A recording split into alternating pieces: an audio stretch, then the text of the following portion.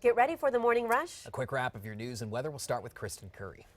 Good morning. We'll start with our next big weather maker. Not a lot out there today. A few flurries over the eastern side of the state, mainly over the Sacramentos. That's where I'll be watching for at least a little bit of light snow. Everybody else, it's all about the sunshine today and into tomorrow, so we'll keep a close eye on that. Fernanda? As you get ready to head out the door, we're following the day's top stories. We'll start with Sarah Yingling. This morning, 3 officers are on paid administrative leave after firing shots at a man they believe posed a threat. Officers responded to a suspicious person and multiple gunshots being fired in the area of Chico and Rhode Island. As they made their way towards those gunshots, police say they found a man who posed a threat. That's when shots were fired. No one was hit, but they found someone with a gunshot wound who they believe to be the victim. What's next for those officers? Coming up in the 5 Facts. David? A national organization says Bernalillo County is doing something right. So much so, they're coming here to look at how the county does business. Now, this includes everything from behavioral health services to controlling the jail population. Now, this is the second day that the National Association of Counties is conducting this exercise. They say they'll take what they've observed here and share it with other county governments around the country. Adam? Just into our newsroom in the last hour, the driver who deputies say tried to hit a Valencia County deputy cruiser and then ran from a stolen car is now in custody. Bernalillo County deputies and Albuquerque police were both a part of the search. Our crews were there when they set up a perimeter near Wellesley and Lead. We'll continue to update you on this story all morning long on air and on the news app. And overnight news, a family is back in their 2-story home this morning after fire crews put out a chimney fire there near Eagle Ranch in Irving. 2 people got out of their homes okay in time and avoided any injuries. As we learn more, we'll be sure to update you. President Trump is preparing for a meeting with British Prime Minister Theresa May at the White House today, his first meeting with a foreign leader since becoming president.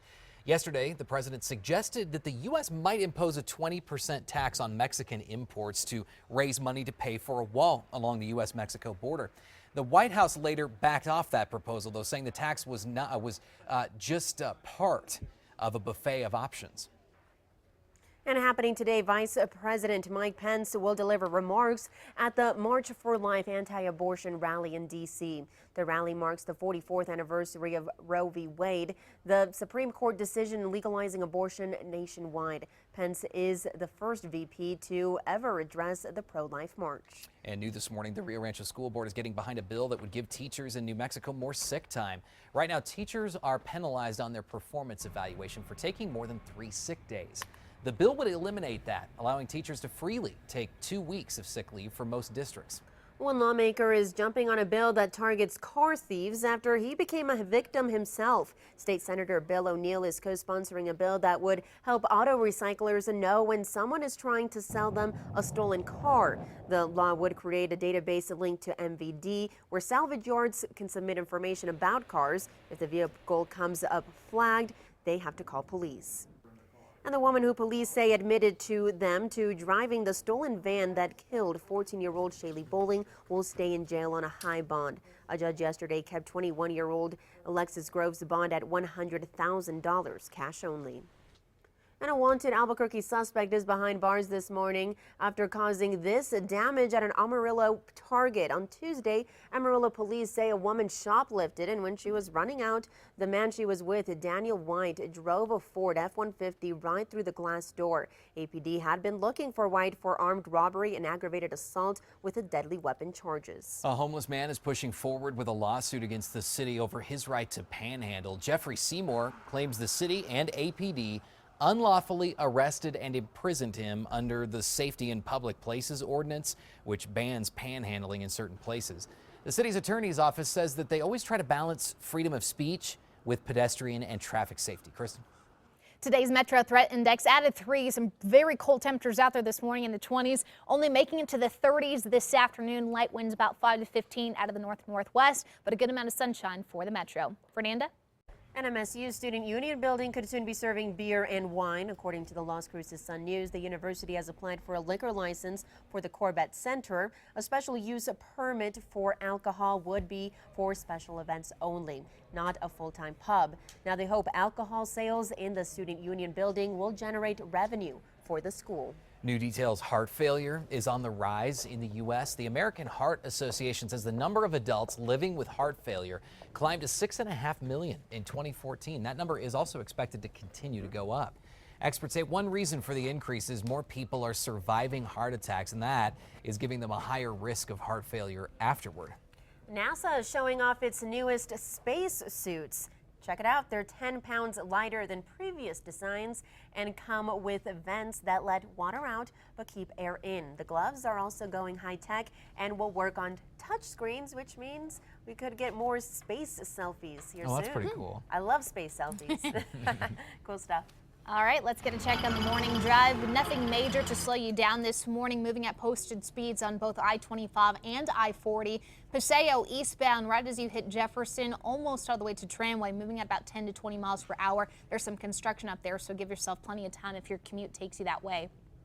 And today, NASA marks 50 years since the Apollo 1 tragedy. 3 astronauts were killed when the launch pad at Cape Kennedy erupted in flames. The incident happened as the crew was preparing for the first manned Apollo flight. Today, the Kennedy Space Center in Florida will host a public ceremony for the official opening of an Apollo 1 tribute. If you love raw cookie dough, you might want to plan a quick trip to New York City. Kristen Tomlin is the founder of Dough. It's a specialty shop devoted to the glories of raw, edible cookie dough.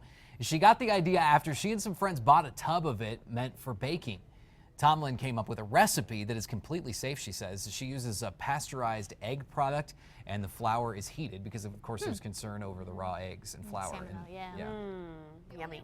Yeah, sounds good. All right, people living in New Mexico's high country might get a little inspiration from this next story. In Minnesota, Mike Zempel and his 3 sons bundled up and built a giant dinosaur out of snow. The Stegosaurus is an impressive 20 feet long and 10 feet high. They say it took 5 hours to create it. The snowfall used by the family was measured at over 6 inches. I'm really kind of surprised because that's not a whole lot of snow. 6 inches, you know, you'd think you'd need a little bit more to do something like that. Pretty Looks cool good, stuff. yeah. Dedicated. All right, time now for the 5 facts. At number 5, calendars featuring AFD firefighters and adoptable pets are now on sale. AFD has partnered with the city's animal services, and 100% of the proceeds will go to animal welfare group Kennel Compadres. They are on sale at several pet shops around town. For more information, you can find that on the KRQE News app. Number 4, state lawmaker wants to clamp down on standardized testing. Democrat Representative Joanne Ferrari is pushing a bill that says that students can't be subjected to more than 5 days of required statewide assessments in both the fall and spring semesters. That bill would also limit the number of tests the students take to just 1 per day. At number 3, looking at cold temperatures this afternoon in the 30s. Sunshine for the metro, though a little bit more cloud cover and even a few pockets of flurries over east central and southeast areas. Warmer tomorrow, and the sunshine stays, eventually landing our temperatures at average, if not even above it, by early next week. Number 2, UNM is preparing for a large security presence on campus tonight as the college Republicans host a controversial conservative writer. Milo Yiannopoulos has been banned from Twitter for his racist remarks and even uses a derogatory term in the title of his speaking tour. The speech starts at 6 o'clock in the student union ballrooms tonight. The university is utilizing safety precautions and several buildings will close early. And at number 1, one person is in custody. Another is recovering in the hospital after an officer-involved shooting in northeast Albuquerque. It happened after police were called to Chico and Rhode Island on reports of a suspicious man and multiple gunshots being fired. When police arrived, police say they found a man who posed a threat, and officers fired their weapons. No word on how many shots were fired. The 3 police officers involved are on administrative leave this morning. Police say they're being interviewed to find out exactly what was that perceived threat.